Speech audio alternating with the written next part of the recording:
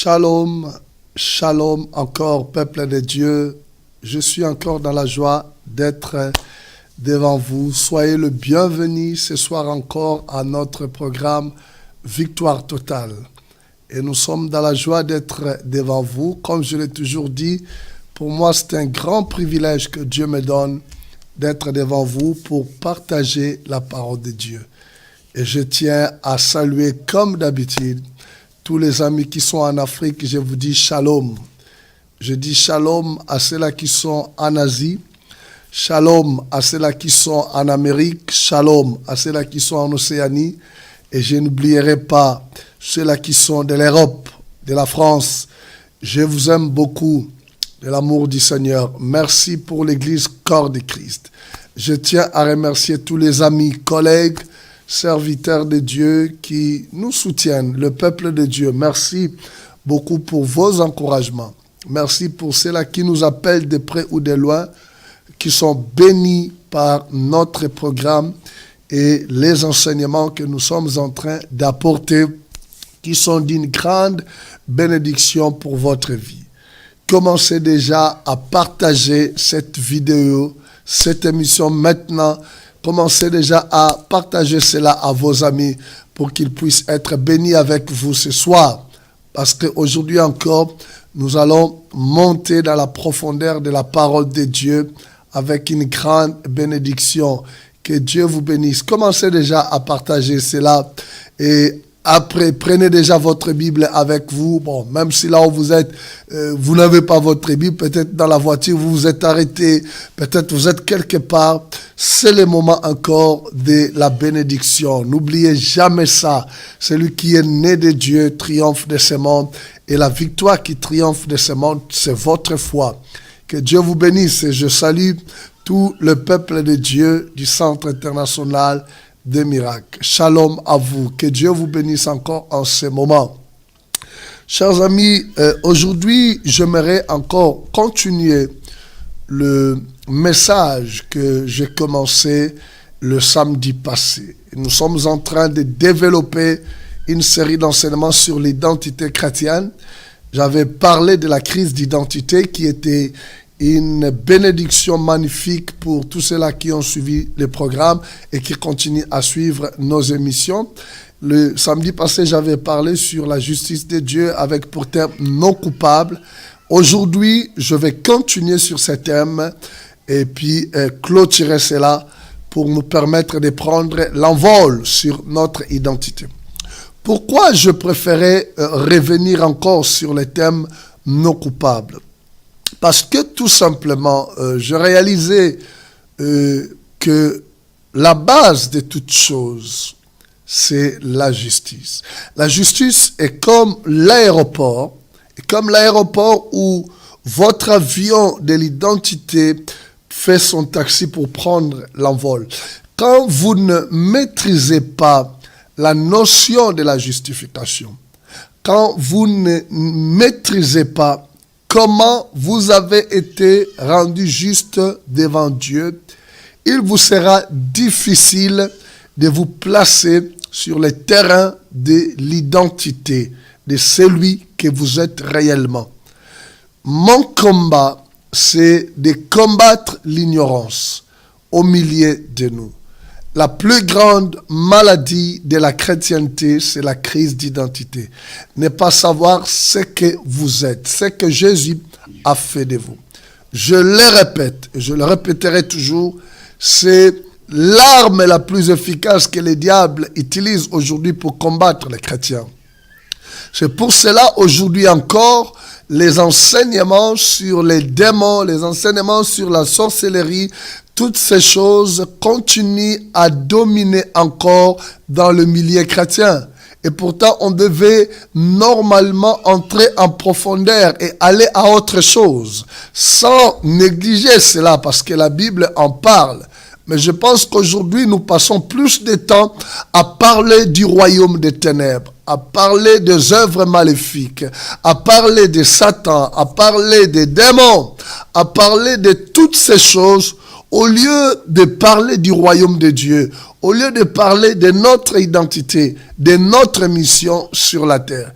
Et ça, c'est une distraction énorme. Quand nous pouvons prendre toute une année à n'écouter que les choses qui ne parlent que du royaume des ténèbres, la Bible dit, vous êtes le résultat de ce que vous écoutez. Voyez-vous, vous ne pouvez pas aller au-delà de ce que vous écoutez.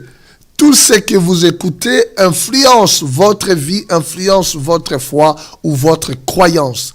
C'est pour cela, la Bible dit que la foi authentique vient de ce qu'on entend. Ce qu'on entend vient de la parole de Christ. La parole de Dieu doit être notre base pour notre foi. Amen.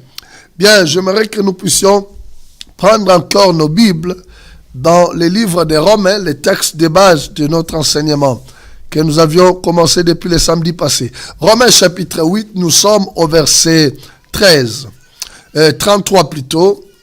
La Bible dit, qui accusera les élus de Dieu? C'est Dieu qui justifie. Qui les condamnera? Christ est mort. Bien plus, il est ressuscité. Il est à la droite de Dieu et il intercède pour nous. Amen. Gloire à Dieu. J'aimerais que nous puissions encore lire quelques versets dans l'Ancien Testament. Allez-y avec moi dans le psaume 45. Le psaume 45, nous sommes au verset 7. Dans d'autres versions, c'est le verset 6. La Bible dit, ton trône, ô Dieu, subsiste pour toute l'éternité. Les sceptres de ton règne et sceptres d'équité. Maintenant, on peut lire aussi le psaume 97. 97, le verset 2. La Bible dit, autour de lui, des nuées sombres et l'obscurité, justice et droit sont l'appui de son trône. Amen. Nous pouvons prier ensemble. Père, je te remercie encore ce soir pour cette nouvelle opportunité que tu nous donnes de partager ta parole avec ton peuple.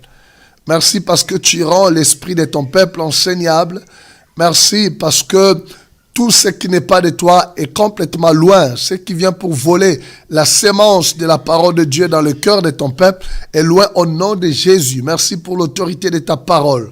Merci pour le ministère des anges auquel je crois, qui opère maintenant pour bénir tout cela à travers le monde qui sont connectés à notre programme au nom de Jésus. Amen, amen.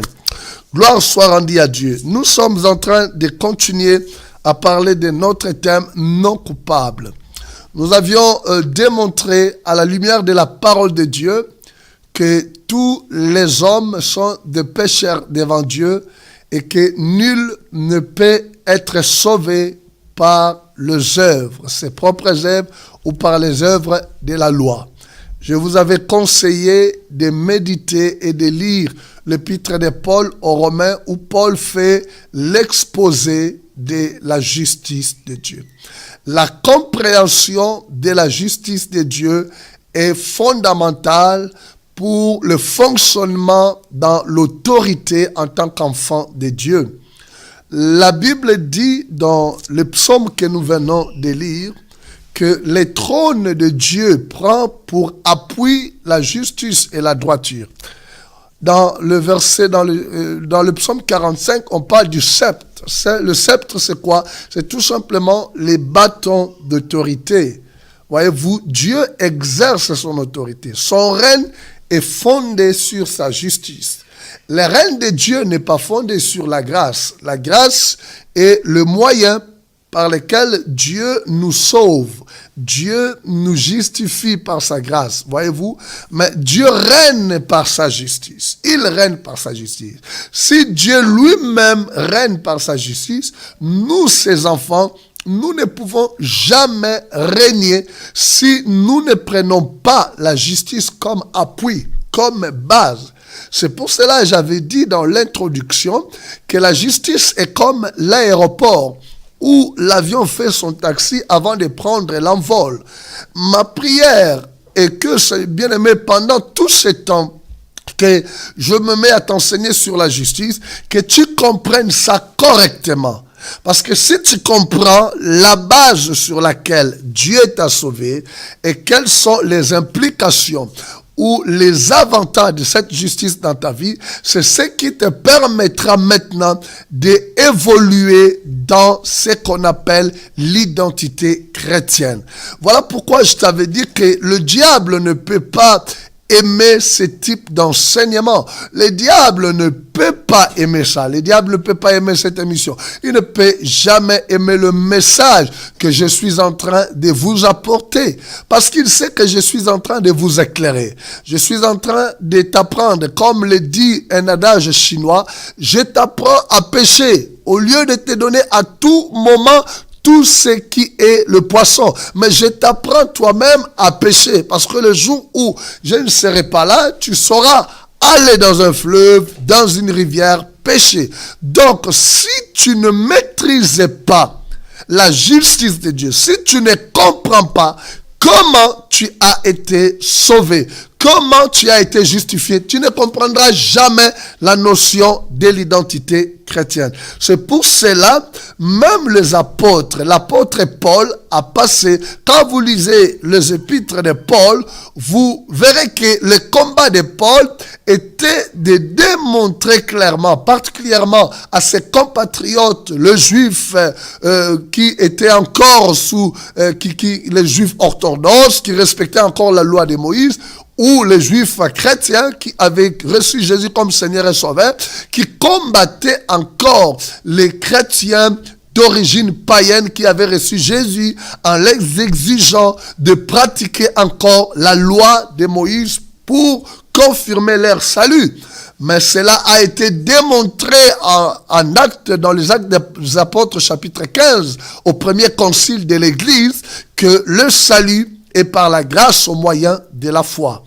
Donc la parole de Dieu établit clairement que tous les hommes sont des pécheurs, mais que nous sommes justifiés gratuitement par le moyen de la rédemption qui est en Christ Jésus.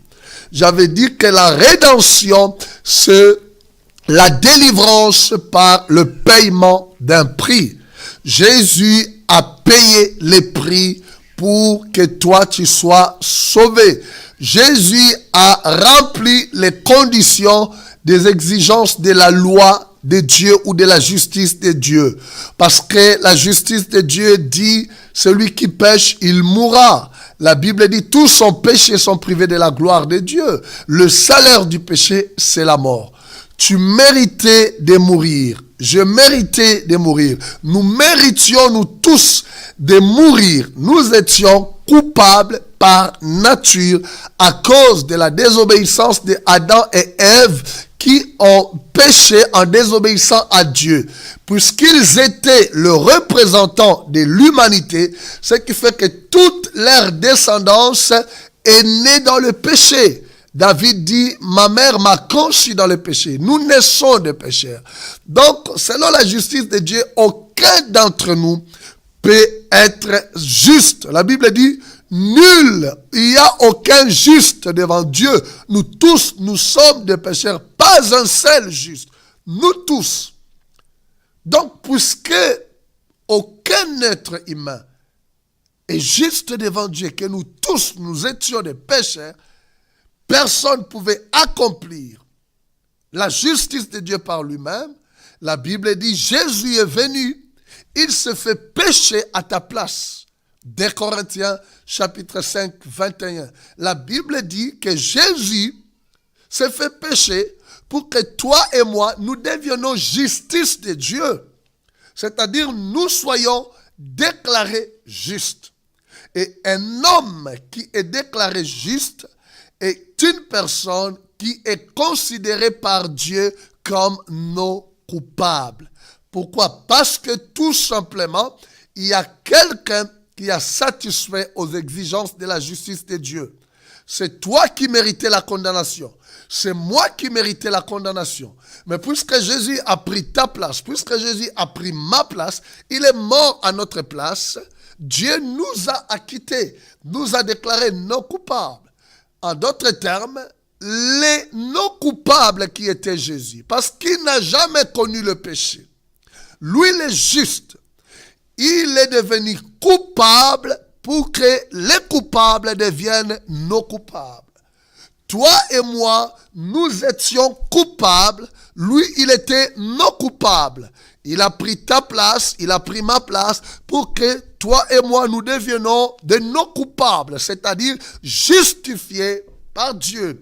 En d'autres termes, je peux me présenter devant Dieu sans un sentiment de culpabilité ou d'infériorité. Je n'ai plus à me culpabiliser pour mes péchés, pour mes fautes, pour tout ce que je fais dans ma vie. Parce que Jésus, en mourant sur la croix, il y a de cela 2000 ans, il est mort pour les péchés de toute l'humanité.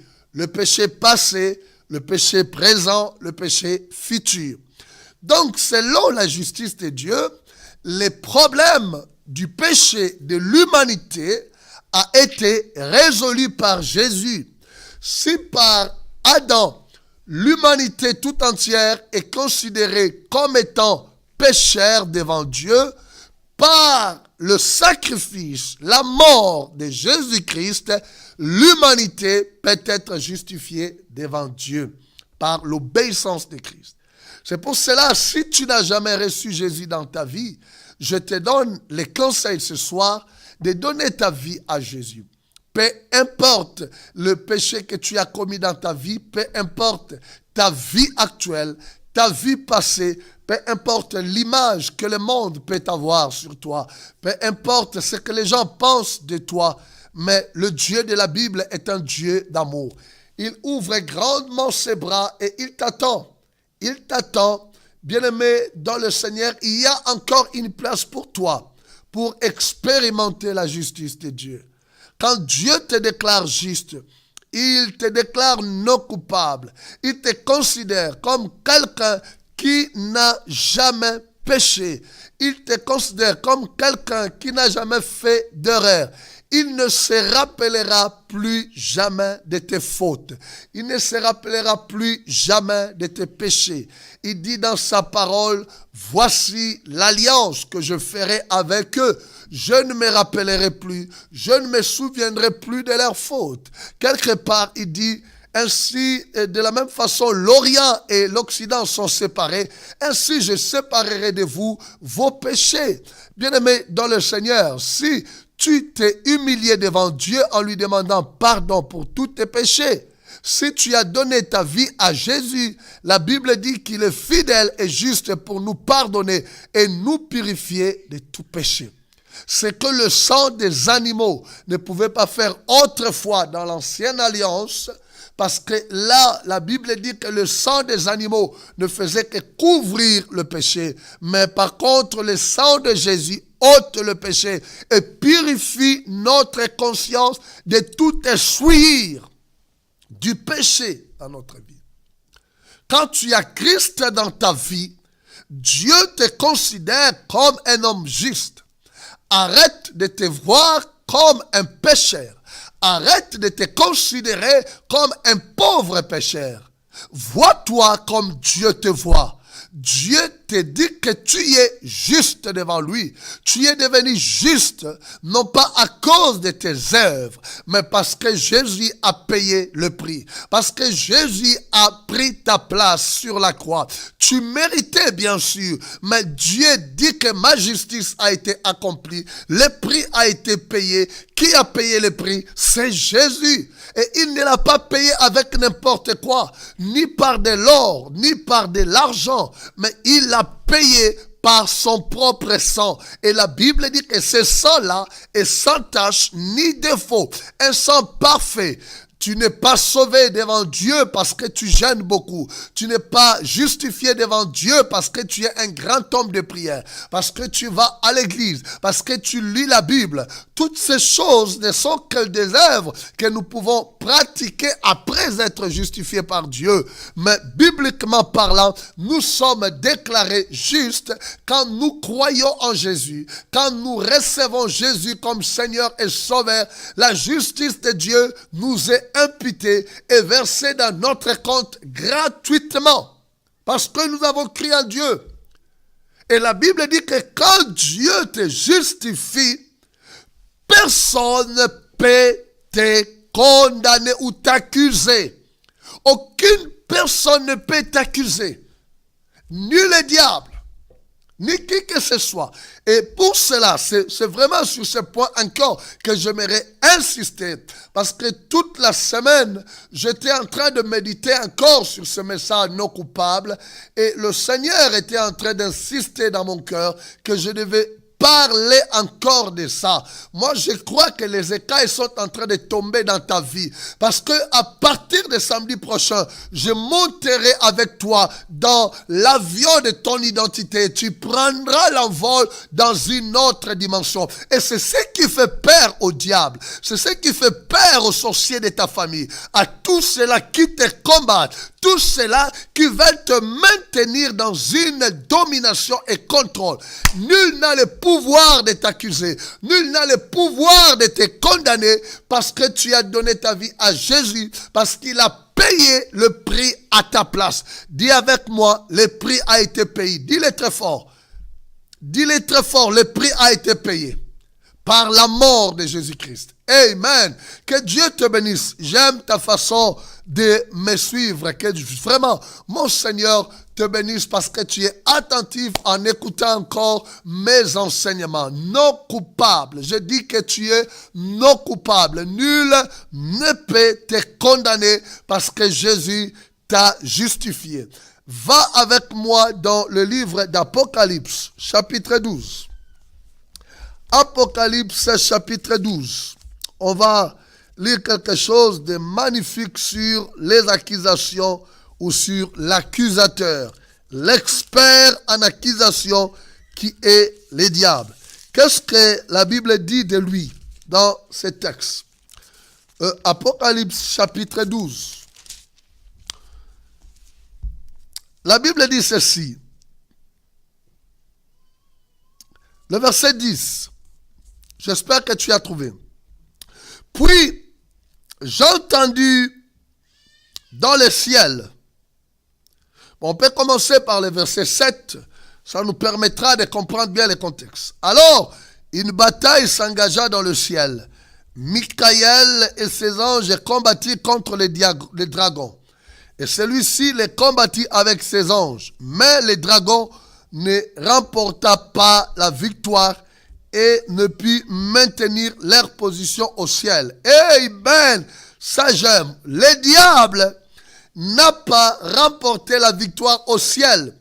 Remarquez une chose, dans toute la Bible, remarquez une chose magnifique, ce n'est pas Dieu qui a combattu avec Satan, mais c'est l'archange Michael et les anges qui étaient avec lui. Parce que le diable était aussi un archange dans le royaume de Dieu, jusqu'à ce qu'il soit bien-aimé et chassé parce qu'il s'est rébellé. Quand le péché fut trouvé en lui, Dieu l'a chassé de sa présence. La Bible dit que ce n'est pas Dieu qui l'a combattu.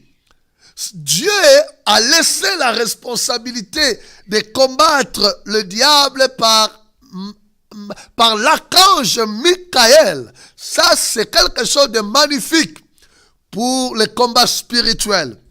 Et la Bible continue que le diable n'a pas remporté la victoire et il n'a pas pu maintenir sa position au ciel.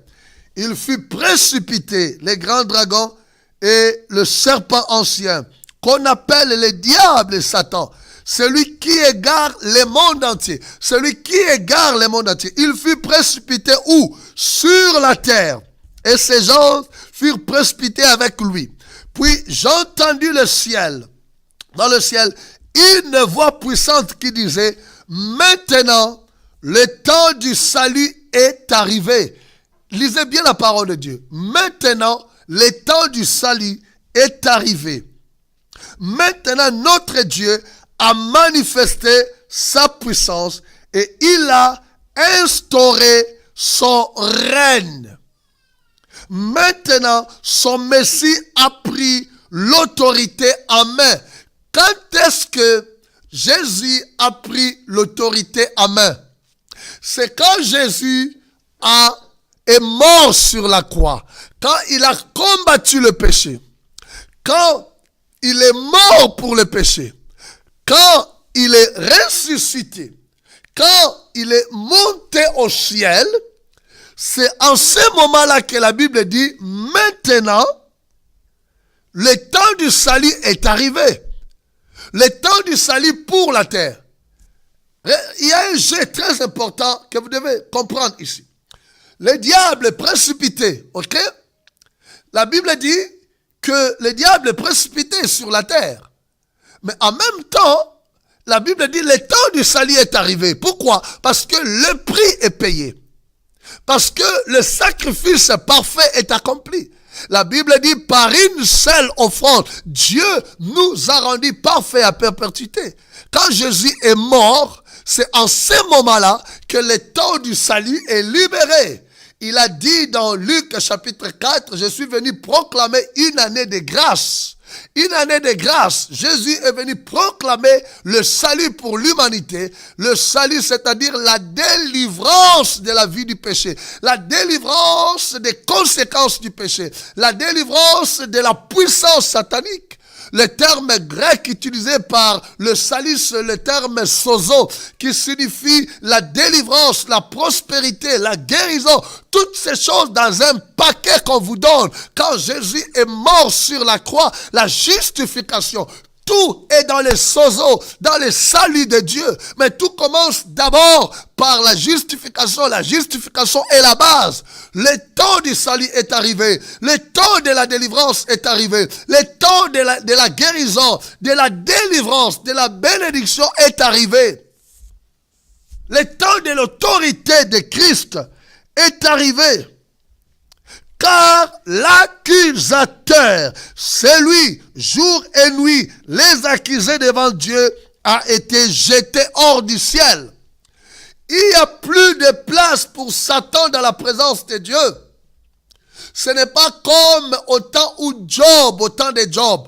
Et vous savez, le lecteur de la parole de Dieu comprendrait avec moi que Job est une personne qui a existé. Certaines personnes disent même qu'il a existé même avant Abraham, certaines personnes. D'autres disent que c'était dans la même période. Mais quand on lit bien le contexte de Job, nous voyons déjà qu'il n'y avait pas de temple. Les gens offraient encore sur des autels. Et la parole de Dieu dit clairement que Satan a eu l'accès auprès de Dieu pour accuser Job par rapport à sa vie. Mais ici, la Bible dit, il n'a plus de place. Pourquoi il n'a plus de place? Parce qu'au ciel, il y a un témoin qui est assis à la droite du Dieu le Père. Jésus est assis à la droite du Dieu le Père. La Bible dit, l'accusateur n'a plus droit d'accéder là-bas pour vous accuser parce qu'il n'a plus de base sur laquelle il peut vous accuser. Parce que si, à moins que vous n'ayez pas reçu Jésus dans votre vie, mais si vous avez Jésus dans votre vie, le diable ne peut plus vous accuser devant Dieu. Il ne peut plus aller auprès de Dieu. Il n'a plus l'accès auprès de Dieu pour aller dire à Dieu, Nicolas a péché, tel a fait ceci, Jean a fait cela, Nicole a fait cela, Sophie a fait cela. Je ne sais pas qui vous êtes, là où vous me suivez, mais le diable ne peut plus vous accuser. Quelle bonne nouvelle! Il a été chassé parce qu'à la droite de Dieu le Père, il y a quelqu'un qui est là, qui a accompli la justice de Dieu pour toi, pour moi. Jésus est assis à la droite du Dieu le Père. Quelle bonne nouvelle. Ça, le diable ne veut pas que tu réalises cela. Le diable ne veut pas que tu réalises qu'il y a quelqu'un à la droite du Dieu le Père et que lui, il n'a plus l'accès dans la présence de Dieu. La Bible dit l'accusateur. Celui qui t'accuse. Celui qui est là à dire, il a fait ça, il a fait ça. Il a fait ceci, il a fait une erreur, il a péché. La Bible dit, il n'a plus droit dans la présence de Dieu. Il n'a plus droit, il n'a plus accès. Le chemin de la présence de Dieu a été barré pour lui, fermé. Il a été précipité, jeté, parce que le prix a été payé. Jésus est à la droite du Dieu le Père. Et la Bible dit, mais eux, c'est-à-dire le frère qui l'accusait, ils l'ont vaincu grâce au sang de l'agneau et grâce à leur témoignage qu'ils ont rendu pour lui. La Bible dit que nous avons la victoire sur l'accusateur. Comment? Grâce au sang de Jésus. Or, quand on parle de ça, on parle de sacrifice. Quand dans la Bible, vous voyez l'expression sang de Jésus, souvenez-vous, le sang ne peut pas couler sans qu'il y ait sacrifice. Donc, il s'agit de l'œuvre rédemptrice de Jésus sur la croix. Et de la parole, de leur témoignage. J'aime cette version où on dit, du témoignage que nous rendons sur Christ, du témoignage que nous rendons que Jésus a payé le prix, donc Satan n'a plus droit de m'accuser. Il ne peut plus le faire au ciel. Qu'est-ce qu'il fait maintenant? Je te dis, voilà pourquoi tu es victime. Voilà pourquoi, bien-aimé, tu es encore dans l'autocondamnation dans ta vie jusqu'aujourd'hui. Puisqu'au ciel, il ne peut rien faire, qu'est-ce qu'il fait? Il est descendu sur la terre, comme on l'a dit précédemment dans les versets qui sont en haut. Il est descendu sur la terre. Maintenant, il vient auprès de toi. C'est à toi maintenant qu'il lutte. Parce qu'au ciel, il a combattu avec Michael. Michael l'a vaincu. Il ne peut plus avoir l'accès parce que le prix a été payé. Gloire à Dieu. Maintenant, son seul cible, c'est toi. Parce que Dieu même ne sait pas, Dieu ne lui est même pas valorisé. J'aime Jésus, j'aime mon Dieu. Dieu n'a même pas valorisé Satan pour se permettre de lui combattre. Parce que lui, il est le créateur, il ne peut pas combattre la créature. Il a laissé une autre créature combattre une autre créature. Il a laissé l'archange Michael combattre le diable. La responsabilité de Satan, ce n'est pas la responsabilité de Dieu. C'est ta responsabilité, ma responsabilité. C'est nous qui avons, bien aimé, la responsabilité de nous occuper du diable et de son royaume. Nous avons la responsabilité là. Parce que c'est un problème entre les créatures. Dieu, lui, est écarté. Dieu, il regarde. Il te fait confiance. Il me fait confiance. De même qu'il avait fait confiance à Michael. Michael a réussi à vaincre le diable au ciel. Nous devons réussir à le vaincre sur la terre. La Bible dit, Dieu nous a donné le pouvoir de marcher sur les serpents, les scorpions, sur toute puissance de l'ennemi et rien ne pourra te nuire. J'aime la parole de Dieu. La Bible dit, rien ne pourra te nuire. Très cher bien-aimé, tu seras béni par ce message sur l'identité chrétienne. Je suis venu te révolutionner. Tu prendras un envol que tu n'as jamais pris dans ta vie. Et bien aimé, tu deviendras un élément dangereux pour ta famille et pour les sorciers de ta famille, pour le royaume des ténèbres dans votre vie, dans votre pays. C'est ça, nous devons devenir des gens dangereux pour le royaume des ténèbres. Le diable sait qu'au ciel, il a perdu. Son seul cible maintenant, c'est toi. Et qu'est-ce qu'il fait? Il vient te dire que toi, tu n'es pas justifié. Il vient te dire qu'avec tout ce que tu as fait, tu crois que Dieu peut te pardonner. Tu crois vraiment que Dieu peut oublier cela? Tu crois? Quand la Bible dit, parce qu'il te rappelle même des versets, parce que le diable connaît la parole. Quand il est allé tenter Jésus, il a utilisé la parole. Il est écrit ceci, il est écrit ceci. Mais comment Jésus a vaincu le diable? En utilisant la parole de Dieu, en s'appuyant sur ce qui est écrit. Tant que tu ne t'appuies pas sur ce qui est écrit, il te sera difficile de vaincre. C'est pour cela que je t'enseigne ces choses. Et nous revenons sur ce thème non coupable. Nous avons été justifiés. C'est la parole de Dieu qui le dit. Ce n'est pas une illusion, ce n'est pas une fabrication, une imagination du pasteur Nicolas. Mais la parole de Dieu dit clairement, je suis celui que la Bible dit que je suis. La Bible dit que tu es juste, parce que tu as crié en Jésus, tu es juste réellement. Tu es devenu sa cible. Il vient te convaincre, il vient te dire que ce péché-là, Dieu ne peut pas le pardonner. Regarde tout ce que tu as fait dans ton enfance, tout ce que tu as fait dans le passé. Tu as fait des avortements, tu as tué, tu as volé, tu as fait ceci, tu as fait cela. Dieu ne peut jamais te pardonner. C'est un grand péché. Il n'y a pas de grand péché, il n'y a pas de petit péché. Je l'ai déjà démontré dernièrement. Regardez-moi, prenez un stylo, un simple stylo, et prenez ou un gobelet. Voilà. Essayez cela à la maison. Essayez de les jeter. Vous remarquerez que ces deux choses finiront par tomber. Ok?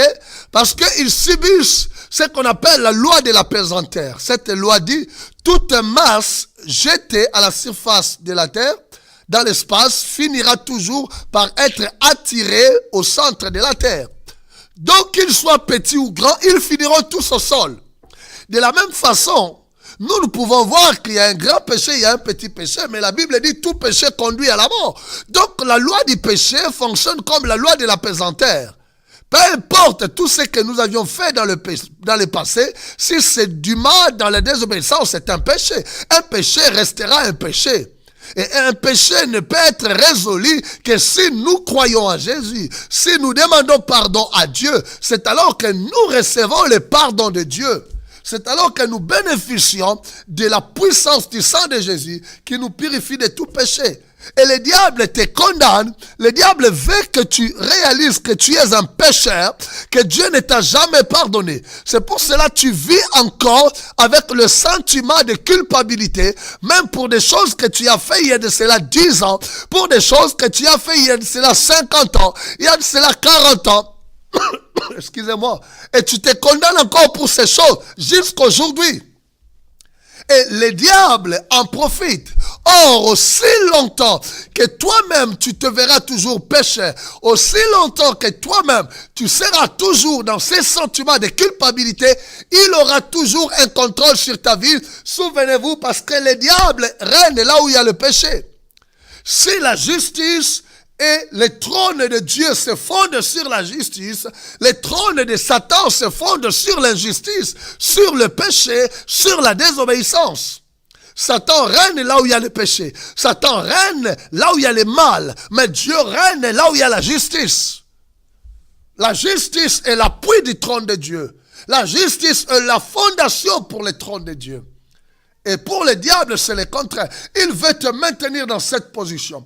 Et qu'est-ce qui arrive? Tu es découragé. Parce que quand tu te considères comme un pécheur, c'est ce qui fait qu'aujourd'hui, tu ne veux plus aller à l'église. Parce que tu as péché.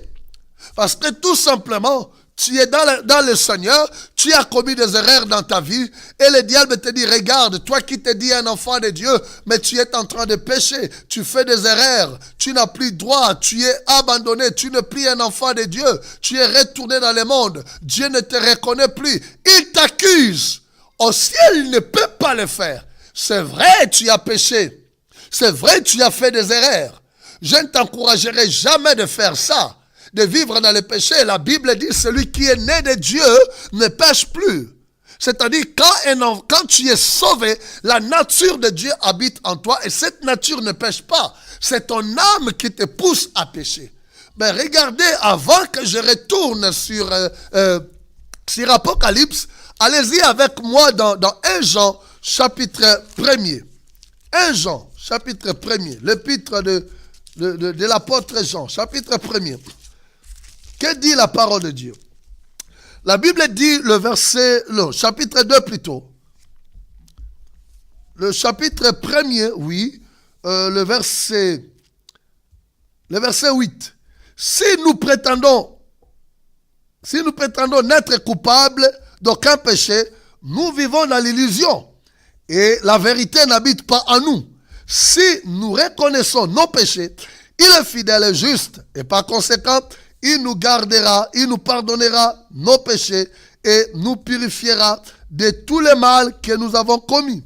Si nous prétendons ne pas être pécheurs, nous faisons de Dieu un menteur et sa parole n'est point en nous. Mes chers enfants, je vous écris ceci, afin que vous ne péchiez point. Voilà, donc la volonté de Dieu est que tu ne pêches plus. Mais regardez encore, si toutefois, ça peut arriver, il arrivait à quelqu'un de commettre un péché. de commettre un péché. Nous avons un défenseur. Dis avec moi, j'ai un défenseur auprès du Père. Et la Bible dit qui? C'est Jésus le juste. Amen. La Bible dit, je ne vous encourage pas à pécher. Mais s'il arrive qu'un enfant de Dieu commet un péché, nous avons un défenseur auprès du Père. Nous pouvons demander pardon à Dieu. La Bible dit, il nous pardonnera, nous purifiera de tout péché. Mais le diable, lui, il veut te faire comprendre que Dieu ne te pardonnera plus jamais. Lève-toi ce soir. Je veux qu'après ce message, tu puisses t'incliner et demander pardon à Dieu. Parce qu'à la droite de Dieu le Père, il y a quelqu'un, ton défenseur est là, Jésus, il a payé le prix pour toi. Demande pardon, répands-toi, ne retourne plus à cette vie, lève-toi et reprends ta communion avec Dieu. Va à l'église, continue à prier, tu es cher, tu as coûté à Dieu la mort de son Fils unique, Jésus. Ce n'est ni par de l'or, ni par de l'argent que tu as été racheté.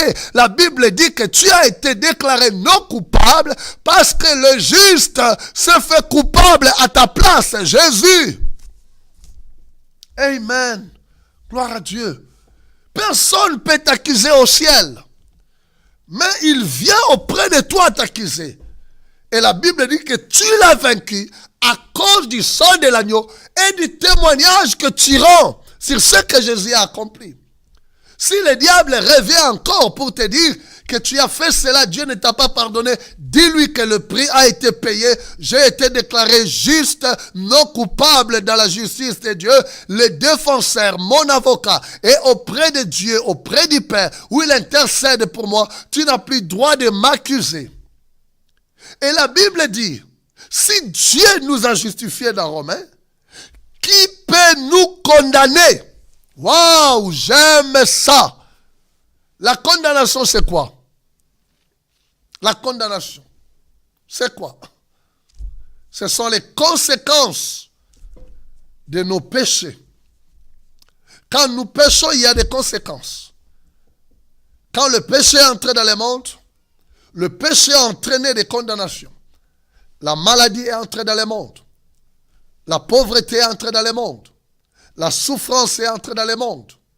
La malédiction est entrée dans le monde. Maintenant, Jésus, en mourant sur la croix, n'est pas tout simplement mort pour résoudre les problèmes du péché, mais aussi résoudre les problèmes de toute condamnation. Parce que celui qui a normalement l'autorité de condamner, c'est Dieu. Parce que c'est lui le juste juge. C'est lui qui va déclarer, tu mérites la mort. On méritait la mort. Mais comme Jésus a payé, Paul a donné 3 raisons fondamentales pour lesquelles nul ne peut te condamner. La première raison, il dit d'abord, qui les condamnera? Qui condamnera celui que Dieu a justifié? Waouh! Qui me condamnera? Qui te condamnera? Paul dit, qui peut me condamner? Il pose une question. Il dit, Christ est mort. En d'autres termes, personne ne peut me condamner parce que le prix a été déjà payé. Il s'agit de celui qui est justifié par Dieu. Le prix a été déjà payé. Première raison pour laquelle on ne peut pas te condamner, le prix a été déjà payé. La rançon a été déjà payée. La rédemption, c'est-à-dire la dette a été déjà payée. Voilà, on ne peut plus te condamner par rapport à tes péchés, par rapport à tes erreurs, par rapport à ta vie du passé. Personne n'a le droit, ni les sorciers de ta famille, ni bien-aimé qui que ce soit. Le diable a tant profité de ton ignorance, mais le temps d'ignorance est fini. La Bible dit que nous avons cherché Dieu en tâtonnant au temps de l'ignorance, mais le temps là est fini. Maintenant, nous comprenons, nous avons été déclarés justes devant Dieu, non coupables, parce qu'il y a quelqu'un qui a payé le prix. Ce n'est ni par mes œuvres, ce n'est ni par tes œuvres, ni par ta vie de prière, ni par quoi que ce soit, mais bien aimé par le sacrifice de Jésus, parce que le prix a été payé. Le prix a été payé. Il a payé le prix. Mais qu'est-ce qui nous arrive? Quand nous sommes malades ou nous avons des problèmes, je ne suis pas contre les jeûnes. Je ne suis pas contre la prière. La Bible enseigne sur la prière. Dieu fera grâce, on aura le temps d'enseigner sur la prière dans notre programme. J'enseignerai aussi sur les jeûnes. Mais quand cela devient des moyens d'appui, c'est ça le problème. Nous devons nous appuyer sur l'œuvre de Jésus. La Bible dit, Christ est mort, Jésus est mort. Deuxième raison, bien plus, il est ressuscité. La Bible dit, nous sommes déclarés justes par la résurrection de Christ. Pourquoi la résurrection de Christ est une preuve ou une des raisons pour laquelle on ne peut pas nous condamner? Parce que si Christ est ressuscité, ça prouve que Dieu a agréé le sacrifice de Jésus. Beaucoup de gens se sont proclamés des sauveurs de l'humanité. Ils sont encore morts. La mort les a engloutis. La mort a retenu beaucoup de grands leaders de ce monde. La mort a retenu ceux-là qui se sont proclamés être des sauveurs.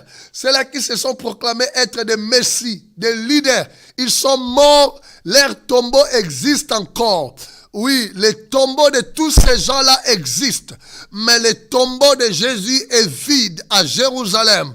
Cela est devenu un lieu touristique où les gens du monde entier chaque jour vont en Israël pour visiter les saints sépulcres, là où a été mis le corps de mon Seigneur, là où a été mis le corps de Jésus. Mais la parole de Dieu dit, pendant que la mort l'a retenu le premier jour, le deuxième jour, le troisième jour, la Bible dit que la corruption ne pouvait pas le retenir. Jésus était ressuscité comme il l'avait promis, comme les Écritures l'avaient prédit. Il est ressuscité d'entre les morts. Donc la résurrection de Christ est une preuve que la justice de Dieu a été accomplie. Non pas tout simplement par sa mort, il a accompli l'acte du salut, de la délivrance de l'humanité par le paiement d'un prix, mais sa résurrection est un signe que Dieu a agréé cela. Et la Bible donne une troisième preuve. Il est à la droite de Dieu le Père. La troisième chose, il est à la droite de Dieu le Père. Jésus est assis au ciel, à la droite de Dieu le Père. Oh, comme je l'ai dit, je le dirai toujours. Pour faire quoi? Pour rendre témoignage. La Bible dit, il est là-bas pour intercéder, prier à ta faveur. Il ne prie pas pour lui. Il ne prie pas pour lui, il prie pour toi. Il intercède pour toi. Il est en train de dire qu'il a droit. Il a droit à la guérison. Il a droit à la délivrance. Il a droit, bien-aimé, même si par tes erreurs, aujourd'hui tu es malade, tu as demandé pardon à Dieu, bien-aimé, Jésus est capable de te guérir. Jésus qui t'a déclaré non coupable est capable de te délivrer. Jésus dit que tu as droit parce qu'il a payé le prix. Il a le meurtrissure à la droite du Dieu le Père. Tous les anges le voient. Le monde visible le voit. Le monde visible sait que Jésus est à la droite du Dieu le Père. Aucune personne ne peut t'accuser. Aucune personne ne peut te condamner. Il a le meurtrissure sur son corps. C'est une preuve pour rendre justice, pour rendre témoignage au ciel que le prix a été payé et que personne n'a le droit de te condamner et toi-même ne te condamne plus. Ne te condamne plus. Ah, si je vis tout ça, si je n'ai plus d'enfants dans ma vie, peut-être parce que je fais des avortements. Oui, mais tu es un enfant de Dieu. Aujourd'hui, tu appartiens dans le royaume de Dieu. La Bible dit, au milieu de mon peuple, il n'y aura pas de femmes qui avortent, ni de femmes stériles. Ça signifie que peu importe les conséquences de ce péché, Jésus a payé le prix. Aujourd'hui, tu peux expérimenter ta guérison, ta délivrance, ta bénédiction dans ta vie. Tu peux, nul ne peut te condamner. Les liens, les condamnations de la famille n'ont plus droit sur toi parce que le prix a été payé. L'héritage négatif que tu as hérité de tes parents n'ont plus le pouvoir sur toi. La Bible dit dans 1 Pierre, la parole de Dieu dit, ce n'est ni par l'or ni par l'argent que nous sommes rachetés de la vaine manière que nous avons hérité de nos pères. Mais la Bible dit, par le sang précieux de Jésus, il est assis à la droite du Dieu le Père. Il intercède pour toi. Il est assis à la droite du Dieu le Père. Il a payé le prix pour toi. Il a payé le prix, bien-aimé dans le Seigneur. Il rend témoignage que le prix a été payé. Il rend témoignage, bien-aimé dans le Seigneur, que tu as droit à la réussite. Que tu as droit, tu es non coupable. Non coupable. Aujourd'hui, bien-aimé, fonde-toi. Prends ton envol sur la justice de Dieu. Prends ton envol sur le prix qui a été payé. Prends ton envol sur l'œuvre rédemptrice de Christ sur la croix.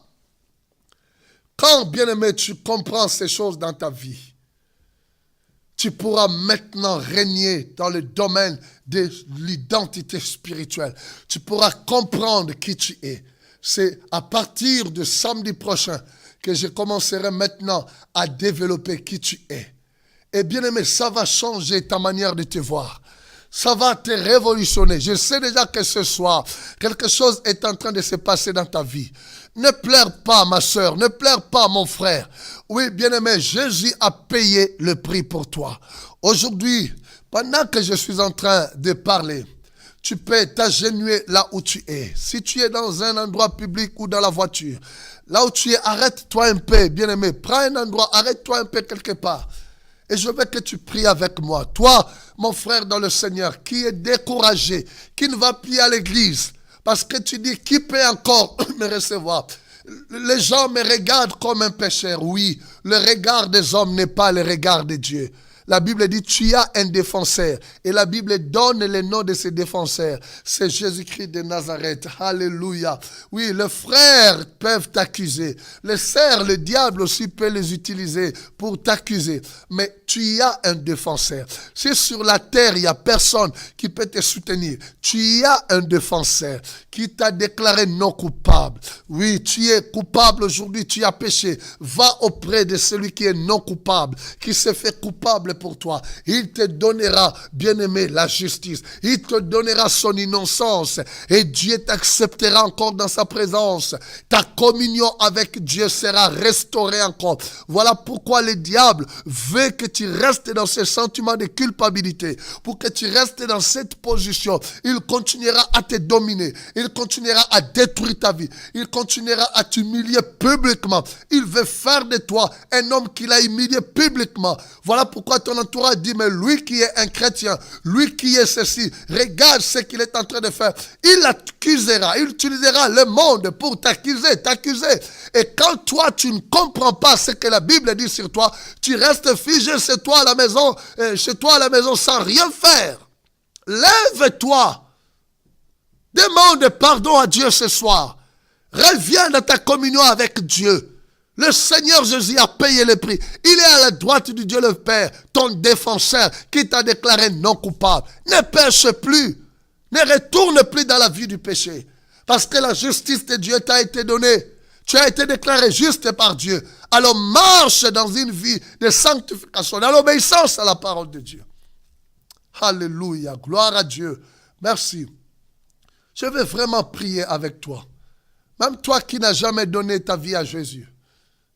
Tu regardes la grandeur de ce que tu as fait. Le mal que tu as fait aux hommes. Le mal que tu as fait dans la vie. Il n'y a aucun péché qui peut bien aimer limiter la bonté et l'amour de Dieu. La Bible dit, même si vos péchés sont noirs comme l'écarlate, Dieu le rendra plus blanc que la neige, plus blanc que la laine. Dieu est capable de pardonner et d'oublier tout et de faire de toi son enfant et de te déclarer juste devant lui. Je veux que tu pries avec moi. Arrête de pleurer, mon frère ou ma sœur, mais je veux que tu pries maintenant avec moi. du Seigneur Jésus, je reconnais que je péchais, que je me suis éloigné de toi par ma conduite, par ma vie de tous les jours.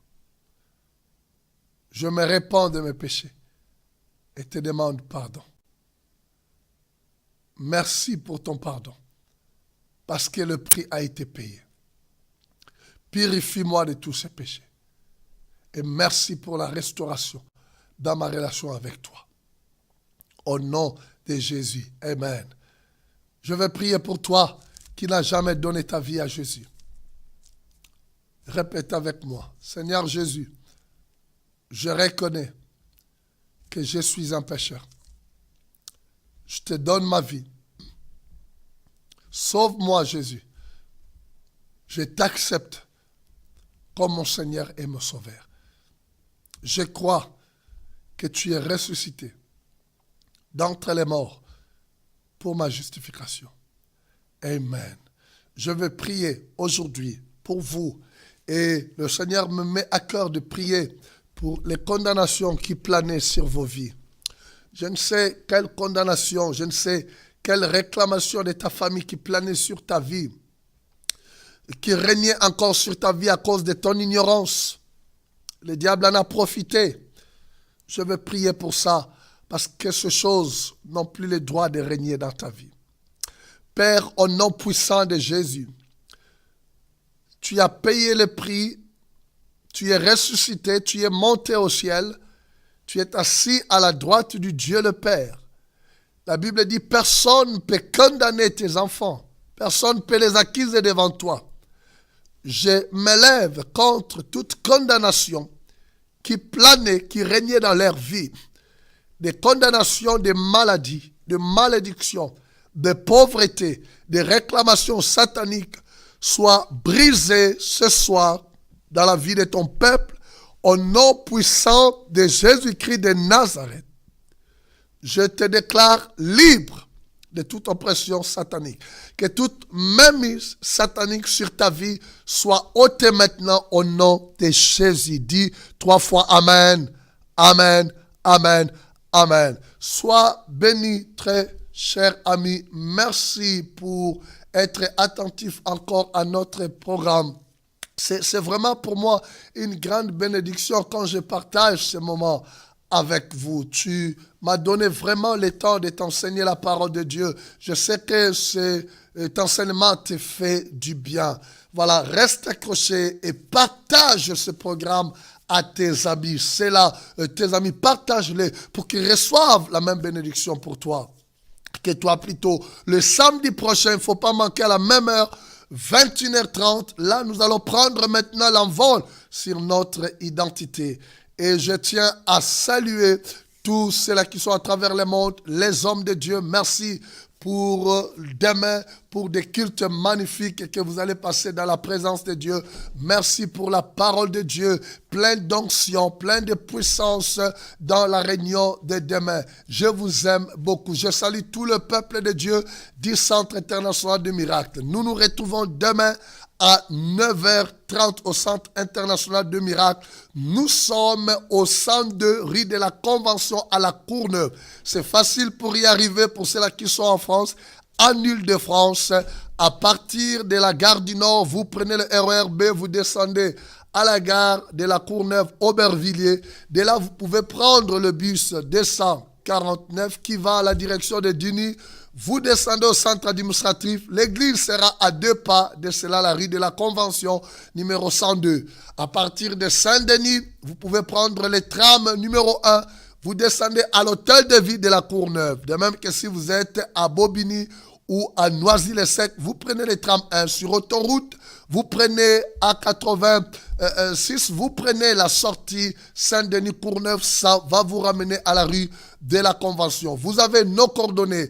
Continuez à nous appeler, à nous partager les témoignages de ce que le message est en train de faire dans vos vies. Nous voulons écouter ces témoignages-là à travers le monde. Merci pour ceux-là qui appellent de partout et nous vous encourageons à partager ce message à vos amis. Que Dieu vous bénisse. Passez une bonne soirée. Je vous aime dans l'amour du Seigneur. Soyez grandement bénis. Et je rappelle que le dimanche, le premier dimanche du mois de septembre, ça, c'est une annonce pour ceux-là qui veulent venir. Nous allons assister à un culte spécial au Centre international de miracles, le culte de la rentrée. Pourquoi le culte de la rentrée? Beaucoup de gens viennent des vacances pour ceux-là qui sont en Europe et particulièrement en France. Et c'est la rentrée aussi scolaire pour certaines personnes pour le travail. Nous voulons en profiter pour demander encore la bénédiction de Dieu, pour prier pour nos enfants, pour prier pour le travail, afin que le Seigneur puisse nous aider à redémarrer la scolarité, à redémarrer la vie avec la bénédiction de Dieu. Donc ne manquez pas, si vous avez l'opportunité de venir et de recevoir cette bénédiction, que Dieu vous bénisse. Passez une bonne soirée. À nous revoir le samedi prochain à la même heure, 21h30. Shalom, que Dieu vous bénisse, que la paix et la grâce de Dieu vous soient multipliées de la part du Seigneur et de votre humble serviteur, le révérend Nicolas Mayuba. Que Dieu vous bénisse. À la prochaine.